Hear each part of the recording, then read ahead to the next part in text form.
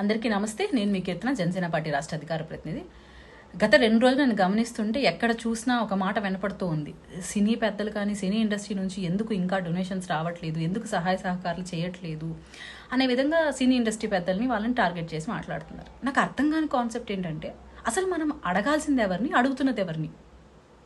Main thing, ఇప్పుడు ఒక hero తన కష్టపడి ఒక సినిమా తీసి దాని దగ్గర రెమ్యూనరేషన్ తన ప్రొడ్యూసర్ నుంచి తీసుకుంటారు. కానీ ఫర్ సపోజ్ ఒక 10 కోట్ల తను రెమ్యూనరేషన్ తీసుకుంటున్నాడంటే దాంట్లో ఒక 30-40% ట్యాక్స్ కడుతున్నాడు అతను బాధ్యతగా.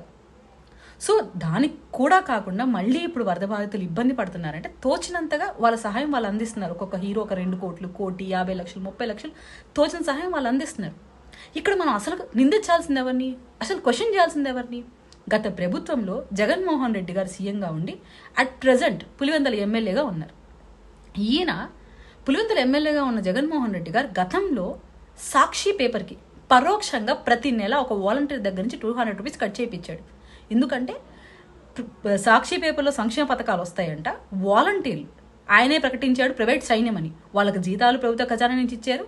అలాగే వాళ్ళు అవగాహన చేసుకోవాలంటే సంక్షేమ పథకాలు, అందుకని సాక్షి పేపర్ చదవడం కోసం 200 రూపాయలు పర్ హెడ్ ఇచ్చారు. వేరే ఏ పేపర్లలో సాక్షి అంటే పథకాలు ఉండవా? ఓన్లీ సాక్షి పేపర్లో ఉంటుందా? తన పత్రికని ఆర్థికంగా బలపరుచుకోవడం కోసం ప్రభుత్వ ఖజానా నుంచి డబ్బులు ఇచ్చాడు, కొన్ని 100 కోట్లు.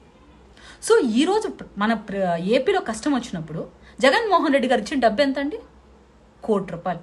అది కూడా ఇంకా ఇవ్వలేదు. తను మాట్లాడుకొని తన కార్యవర్గంతో ఎలా ఇవ్వాలో ప్రకటిస్తానన్నాడు. సో మీరు క్వశ్చన్ చేయాల్సింది ఎవరిని? జగన్మోహన్ రెడ్డి గారిని. ఏం నాయనా, పరోక్షంగా నీ సాక్షి పేపర్కి ప్రజా ఖజానా నుంచి డబ్బులు ఖర్చు పెట్టించుకున్నావు, ఈ రోజు నువ్వు ప్రభుత్వం కానీ ప్రజలు కానీ ఇబ్బందుల్లో ఉంటే నీకు 1 కోటి రూపాయలు ఇవ్వడానికి మనసు ఎలా వచ్చింది? ఇదే మీరు క్వశ్చన్ చేయాల్సింది. ఈరోజు ఒక డిప్యూటీ సీఎంగా పవన్ కళ్యాణ్ గారు ఉంటూ 6 కోట్ల రూపాయలు ఆయన ఇచ్చారు, అక్షరాల 6 కోట్ల రూపాయలు.